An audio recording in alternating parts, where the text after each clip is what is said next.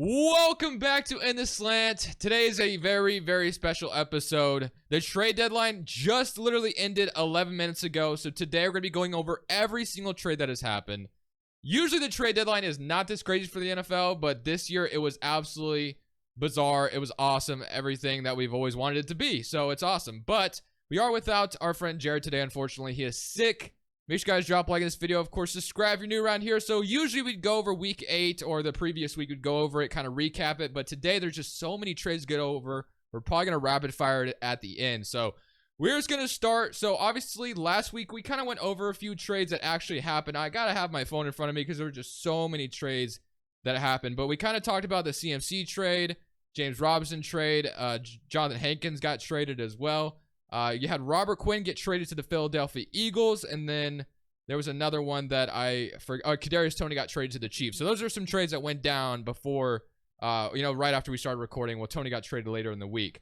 But today, we had a lot of trades. So, Dustin, trade deadline, how are we feeling after seeing everything that went happen? Terrible. Terrible, why? Because the Raiders made 0 moves. The Raiders didn't do anything. So we gave up on the season, basically. We'll get to that soon. We're going to rapid fire that at the end. Let's start off with the first trade that actually happened yesterday. The Bears are trading Roquan Smith to the Ravens in exchange for a 2nd and a 5th round pick. Dustin, Jared is not here, so I need you to be Jared for a moment. This was a freaking steal.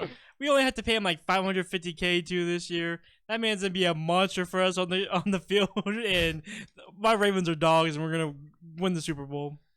EDC is an absolute stud. That's what Jared praises EDC all the time, but. Yeah, the Bears getting Roquan Smith, or the Ravens getting Roquan Smith from the Chicago Bears is absolutely awesome for them. Amazing. One thing we do have to add, though, is they did not get a wide receiver at the trade deadline, which is a lot of Raven fans wanted. Even Jared was begging to get a wide receiver. So it looks like there's going to be rolling with Deshaun Jackson, while Bateman is out for about 3 weeks, apparently, which is going to be unfortunate for them.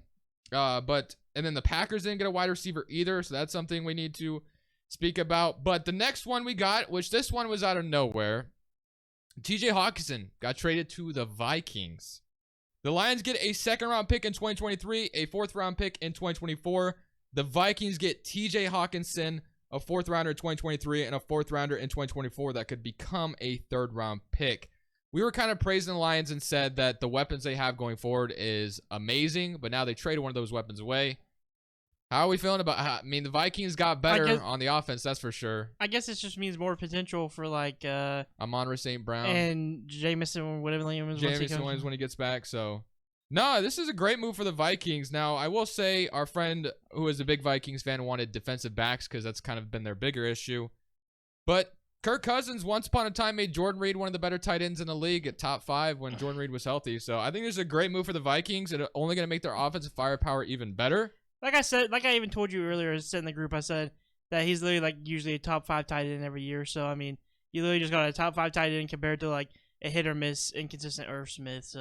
So as a known Vikings hater, how do you feel about this trade? That was a huge addition. I said it. I'm no longer a Vikings hater. You're riding with them now. Yeah. So you're gonna pick them against the Commanders tomorrow. We'll have to see about that. Okay. Next move, the Bears. This one was kind of crazy. The Bears are trading a 2023 2nd round pick to the Steelers for Chase Claypool. A big move, Chicago, to help Justin Fields, or for Chicago to help Justin Fields with some more weapons.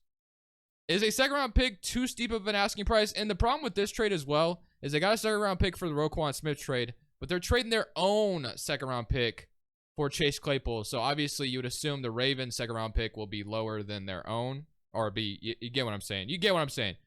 So is this too much for Chase Claypool, a 2nd round pick? I feel like that's kind of a lot. I don't know. I don't even know if I would have been comfortable offering a 3rd, but I guess. And another thing too is I just don't like Justin Fields' throwing ability. They have receivers that are pretty solid and they don't do anything with them. So I don't know how bringing in Chase Claypool is going to make a huge difference for this offense. It really does nothing for me. Honestly, you don't think so? May open up the field a little bit more for Darnell Mooney. I feel like Claypool his rookie year was really good. So. No, I'm not saying that Claypool was bad. I'm saying Justin Fields can't throw. But at least he can run. Okay, what does that do? Justin Fields has looked better lately. Okay, I'm not giving up on him. I'm just saying, right now at this current moment, I don't get how that helps your problems. All right, yeah, I get what you're saying, I guess, but The Packers apparently were in on Chase Claypool, and they got outbidded by their division rivals. So Packers are going to get a wide receiver. I mean, thank God you Packers fans, you guys didn't give him a fucking second-round pick for Chase Claypool. I mean, you guys dodged a bullet there, but I mean, you guys didn't even get anybody, so. Yep, that's unfortunate. Next trade.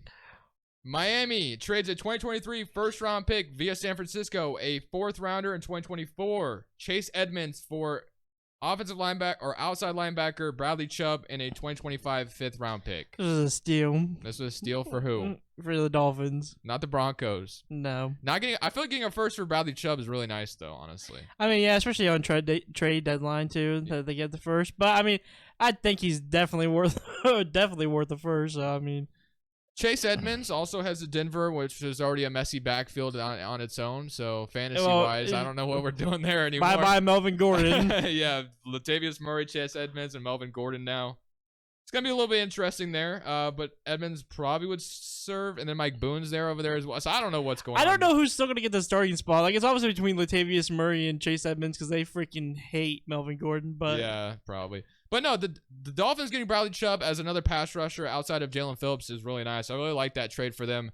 Like I said, there's a lot of trades that happened today, and the Dolphins just keep trading first-round picks away. They traded one of them to move up for Jalen Waddle, traded another one for Tyreek Hill, and now you got Bradley Chubb. So Dolphins are a good team when Tua is healthy, so I like this trade for them a lot, going all in on this season.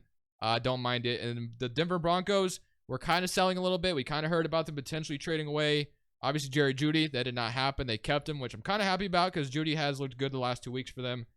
Then the next one we kind of mentioned earlier, Kadarius Toney was traded to the Chiefs. This was like earlier in the week for a third and a sixth round pick. So for the Giants getting a player that wasn't even playing for them, or getting a third and a sixth for a player that wasn't even playing, I think it's really good compensation. But I will say on the Chiefs side as well, like Kadarius Toney, when healthy, is a guy that could easily be their number one receiver because they don't really have like a proven number one there at this moment. Yeah, Tony is such a big mystery because he had that one game for like 189 yards, and we just haven't seen him play much since. It feels like, or we haven't really seen that. And yet. like when he did play, he was like pretty consistent, but like wouldn't put up any big numbers. But he was always like injured through the week too. So, but I don't know. Yeah, it's interesting. I like it for the Chiefs. Had to pick him up in fantasy once it happened because I feel like you said, he might become the number one over there. I literally saw it like hours after it happened. I was like, oh, I'm gonna go pick him up, but it was literally too late. Yeah, no, he was swooped up instantly. This one was the weirdest one. I did not expect to see this name moved.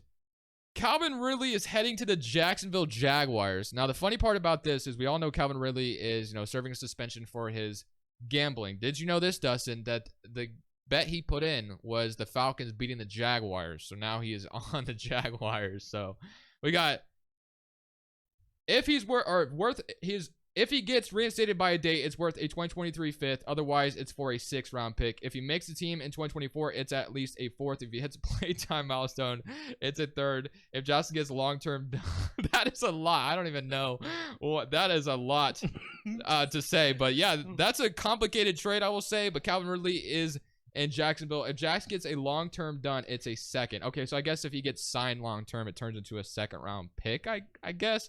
There's some crazy conditions attached to this trade. But yeah, Calvin Ridley, of course, suspended. He's the number one there easily. Oh, once he gets back, 100%. Him and Christian Kirk is going to be kind of interesting with Trevor Lawrence. But man, Trevor Lawrence and Zach Wilson, that draft class, we got to talk about that here in a second.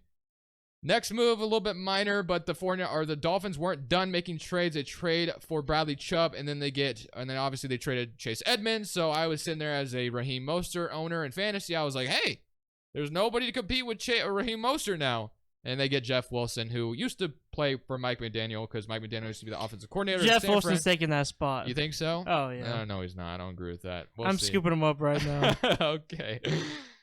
The Broncos are trading for Jets pass rusher Jacob Martin. So the Broncos, go ahead and get the replacement. Bradley Chubb. Denver's giving up a 4th round pick in 2024 in exchange for a 2024 5th. And then this one was a little surprising to me. I didn't expect my Washington Commanders to get anything for William Jackson, but he is being sent to the Pittsburgh Steelers because it was reported the Washington Commanders were just going to release him if we did not find a trade. He hasn't even been playing for us for like the last 3 weeks. But the deal can involve a conditional 6th round pick in 2025 being swapped for a conditional 7th in 2025, so nothing major. It's just a matter of getting William Jackson out of Washington. And then the last trade that went down, Nyheim Hines is heading to the Buffalo Bills. So you got Zach Moss headed to the Colts. The Bills are sitting Zach Moss and a 6th-rounder that could become a 5th-rounder for Nyheim Hines. And then we already kind of said something about that. But the biggest thing is also the guys that are staying, like we mentioned earlier. Jerry Jeudy's not being traded. Brandon Cooks. Brandon Cooks is not being traded. And then Kareem Hunt is not being traded either. So out of those 3 guys, or Alvin Kamara, because there was rumors about him, Alvin Kamara too. The Bills getting Nyheim Hines is a little surprising because Singletary, they had Zach Moss, James Cook all involved. It's a little weird how that will all, I don't know how much Devin Singletary owners will be, freaking out with that, with that transaction going down. But a very, very eventful trade deadline. A lot of players being traded, a lot today, and just a lot in the previous weeks. Man, it's been fun. I was gonna pick up James Cook this week. That's who I had my claim on, but after getting Hines, the thing I like about James Cook, Hines is the same thing, so I'm probably not gonna claim him anymore. Yeah, I think you have to just kind of not worry about James Cook now, especially with you have Singletary and, like I said, Nyheim Hines there as well. So that is your trade deadline, though, man. What an eventful trade deadline. Like I said, it was really weird. It was just nothing. It was like an NBA trade deadline where you just see all these moves going down, and then it's just great, man. You love to see it. But week 8.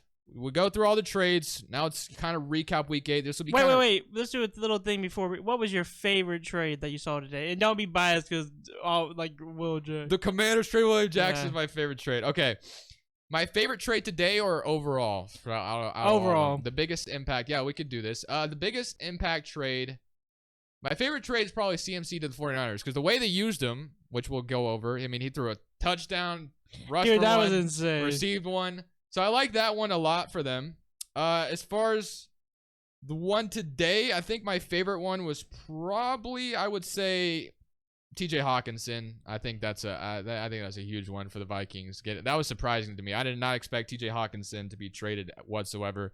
Thought the Lions would roll with him with Amon-Ra St. Brown. They have, like I said, they're building a nice wide receiver core weapons over there, and now they're trading one of them away, which found very interesting, but they got some draft capital out of it. So yeah, that's probably my favorite trade. But what about you? What are you thinking? It's literally between TJ Hawkinson or because obviously you know what Jared's would be, so I don't even gotta say it. But that's what I also kind of agree to. That might be my Roquan Smith. I mean, they got Marcus Williams, Roquan Smith. I mean, they've just been adding on. Yeah, that like low key, just because like defense wise, like especially since I'm mad we made no defensive moves, the Raiders didn't. So I'm gonna have to go with that. Yeah, I wanted Roquan Smith too, to be honest with you, but and like they had to pay him $550K to come play for the Raiders. That's crazy. Yeah, but they're gonna have to pay him this offseason. Oh yeah, Lamar and Roquan Smith both don't have agents, so they're gonna have to talk with both of them when they both want a bag. So it'll be interesting. One thing I will say is I saw a meme on Twitter with Lamar, and forgot what he said. You know how much I've sacrificed. Lamar still has not gotten any help on the offense side of the ball with the wide receivers. Deshaun Jackson, hopefully, maybe he's prime Deshaun Jackson. I don't know. It's a little worrisome there. But Thursday Night Football, the Ravens got the victory. I literally don't have any notes written down, so I'm literally rapid firing this one because I anticipated the trade deadline. Well, I didn't anticipate it being so big, but once it was so big, I didn't even write any notes down, to be honest with you. So, Ravens beat the Bucks. Tom Brady and the Buccaneers still struggling. This game was kind of boring for the most part, I will say. It was slow. Mark Andrews went down. Isaiah Likely had a great game.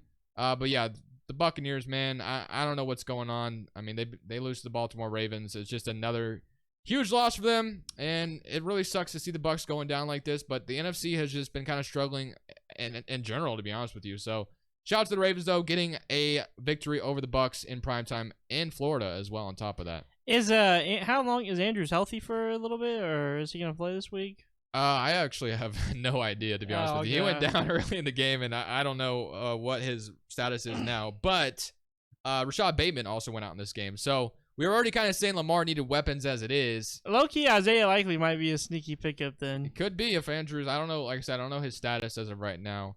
If he practiced today, I'm not even sure. I could probably find out real quick if I wanted to. But Broncos versus Jaguars, a London game. I know for a fact you woke up and watched this game, so I need you to go over the play-by-play for this honestly, I woke up at 7 a.m. just to make sure I was up to watch this amazing game. I'm not gonna lie to you guys. I did not watch a single play of this game. Maybe like I saw a little bit like the second half, but like it was like a little bit. I did not watch this game. I did not care to watch this game. And the Jags suck. Harbaugh says Andrew's injury is not a major thing, but they said that about Bateman, and now Bateman's out 3 weeks. So take that for what you will. But no, I watched this game. I woke up to watch it because I just love watching football, even if it's two bad teams going at it. Trevor Lawrence sucks. I don't know if I want to say he sucks, but man, on the final drive where they had a chance to take the lead back, he throws a terrible interception on like the first play of the drive. The first 2 plays of the game, or not first 2, the first play of the game, Russell Wilson throws a slant to Courtland Sutton and was so off target that Darius Williams or Phillips, or isn't it Darius Williams? And which one did you guys have? I can't remember. It's Darius Williams or Phillips in Jacksonville.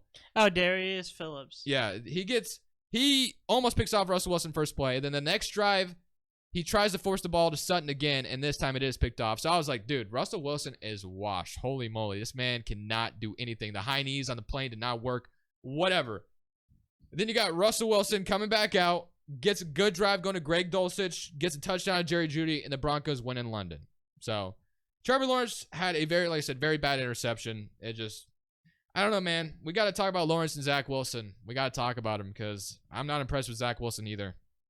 But the most exciting game of Sunday, which we didn't know would be, the Panthers versus the Falcons. This was a crazy game. DJ Moore won and lost in that game, I feel like. At the very end, he gets the go-ahead touchdown, and then he takes off his helmet, which pushes Eddie Pinheiro back, and he misses the extra point. This goes to overtime. He misses another field goal in overtime, and the Falcons kick a field goal to win the game. How heartbreaking was this for you, Dustin, as a DJ Moore owner to see this happen? PJ Walker had one of the best throws I've ever seen, though. That was awesome what he was able to do in that overtime. Kyle Pitts had a great game as well. Literally, let me tell you something. What did I tell you guys? PJ Walker was the truth. I was literally joking about that. But listen, I was pissed at DJ Moore at first because I was checking his fantasy points. Foreman's having himself a game, and then I'm like, dude, why the hell does like DJ Moore have like 8 points? I was livid. I'm like, bro, I should have put DK in over you. What am I doing? Then all of a sudden, I'm like, look at it. He has like 27 points. Foreman dropped me 30. Like, literally, my fantasy team was stacked this week. Just shout out to the Carolina Panthers. Foreman and DJ Moore carried me. That's all I gotta say. The game itself, the kicker is ass. DJ Moore, you threw the game. But I mean, your kicker's still ass, so you probably would have missed it. Do you think that should even be a penalty though? Taking off your helmet on the field of play, like, is that a rule that you agree with? I mean, now the play's dead, like it was. I mean, I get it, like if it like I don't know if you like I don't know how to say it. It's just such a weird rule that like he was already off the field apparently, but he was like I don't know where he was exactly, but yeah, they called him for it and it pushed Eddie Pinheiro back and he missed the extra point. Goes to overtime and the Falcons win. And like I said, he had a chance to win it in overtime with a field goal, go ahead field goal, and Eddie Pinheiro misses it as well. The next game, the Bears versus the Cowboys. The Cowboys beat the Bears. There was a play in this game where Micah Parsons returned a fumble. So David Montgomery fumbles, and then Micah Parsons recovers it. Instead Justin Fields touching him down, he jumps over him, clears him, so Micah Parsons is able to get up and return it for a touchdown. This game was relatively close at some points, but that was just such a boneheaded play.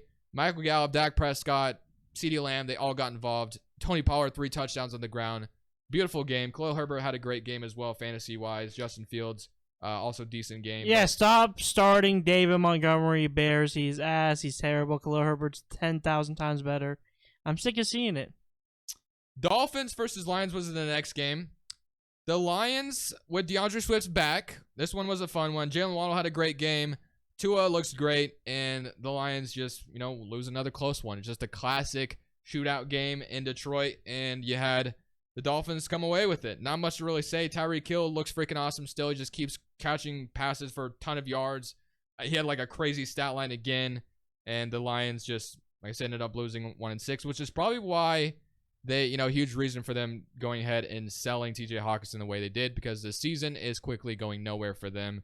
Jamal Williams was still heavily involved, though, so I was a little disappointed by that with Swift coming back, but we'll see as that continues with Swift's first game back. I mean, he had his good weeks without Swift, but he also had his bad weeks where he didn't do anything. Yeah, but he got both the goal line touches, so I was a little disappointed by that. Oh, okay. Other than that, though, and he was still he got hella carries over Swift. Swift only had 5 carries in his return. So did you start Swift this week? Yeah. Oh, okay. He got 14, which isn't bad. It's because the only thing that saved him was he got a receiving touchdown, though. Like if not for that, he probably wouldn't have done. I mean, much. Jacobs only got me 7 this week, so yeah, after 33. But that's fine because I had Alvin Kamara and Foreman drop me 42 and 30. That's crazy.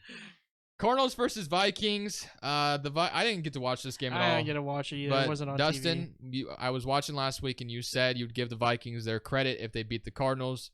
Are you ready to come out and say the Vikings are that team? Are they that top dog team?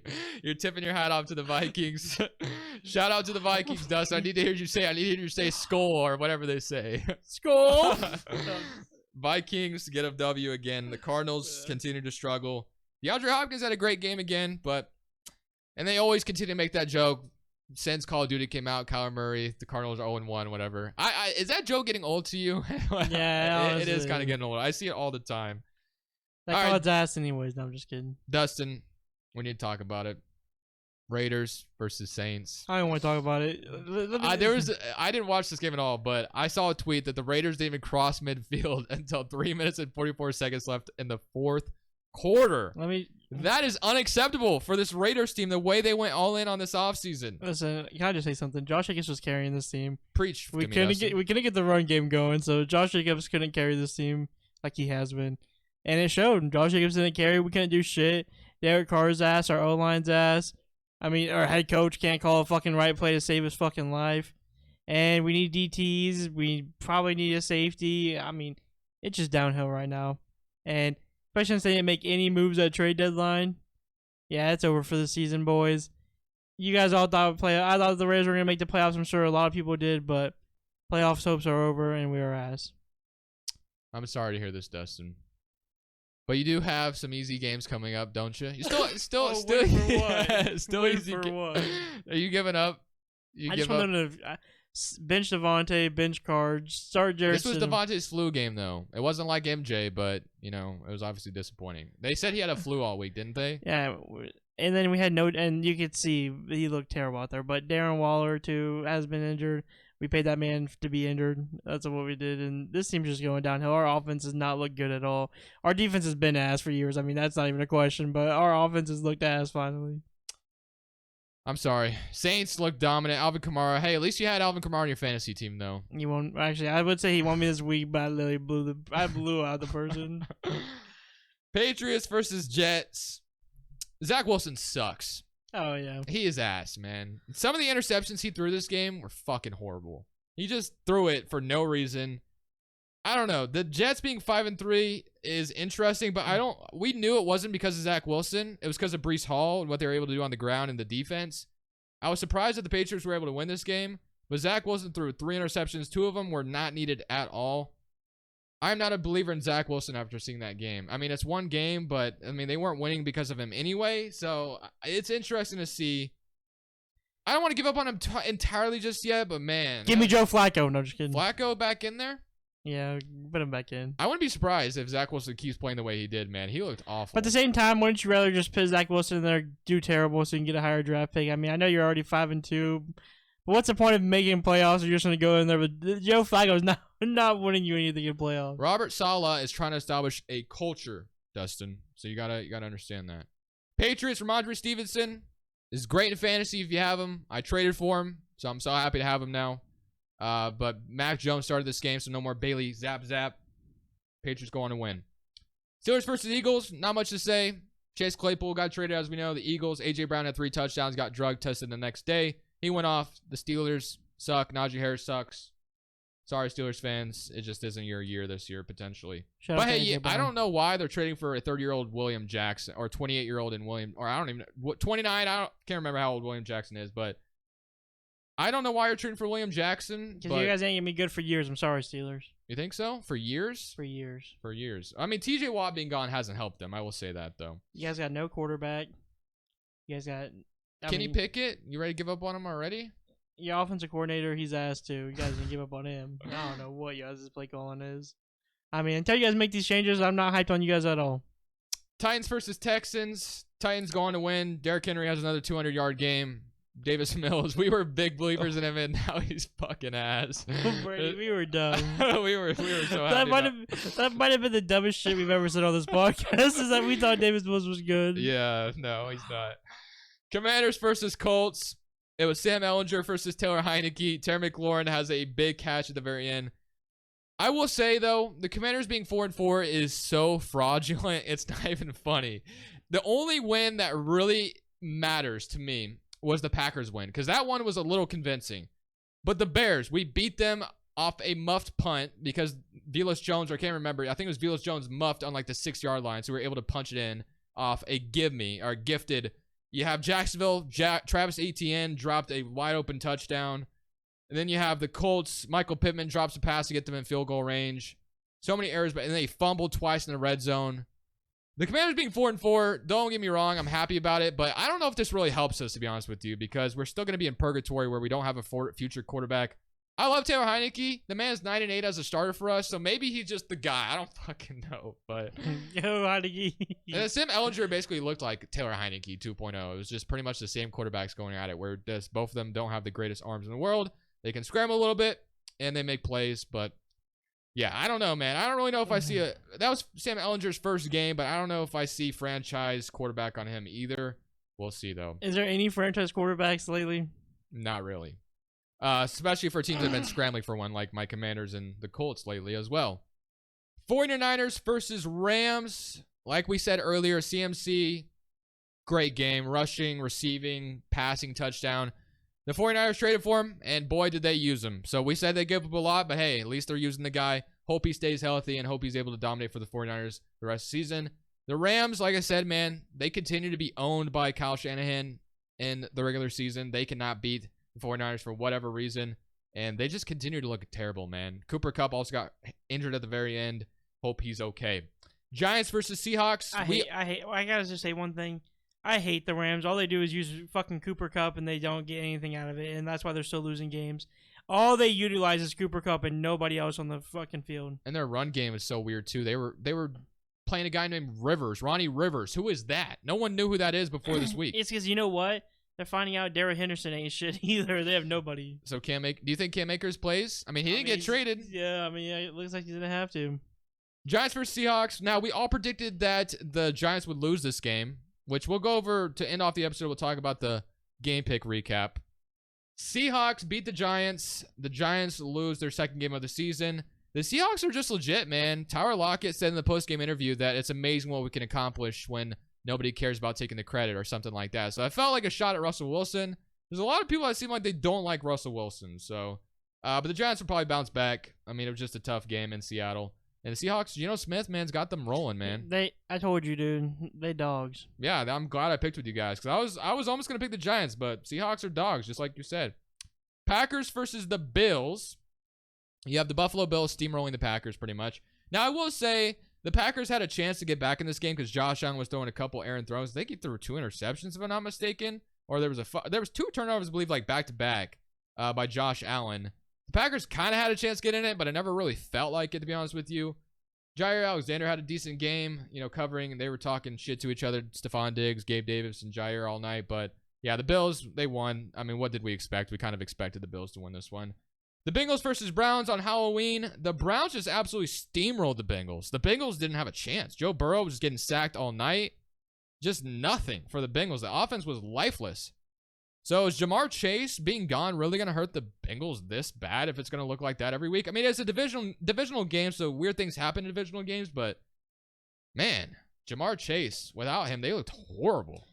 And like that's like one thing too that like it's kind of scares me about the Bengals right now, just that the 2 like star players they have on their team, in my opinion, is Joe Mixon and Jamar Chase. And the fact that they're missing Jamar Chase, teams just gotta focus more on Joe Mixon. Because like I'm not saying that T Higgins and Tyler Boyd ain't good, but they ain't like no star like Joe Mixon or Jamar Chase. Exactly. But like I said, Ravens or Packers didn't get a wide receiver, so I kind of want to add that. I think I already kind of said that. But the game picks last week, I went 12-3. really good. Dustin went with the strategy of trying to pick opposite of me to try to take the lead. It backfired heavily. Went 6-9. So he is down to Jared now. And then Jared went 10-5. So yeah, that's your recap of the trade deadline and week 8. So we're on to week 9, which will be our week 9 game predictions tomorrow. We'll see you guys tomorrow. This is In the Slant. We're saying peace.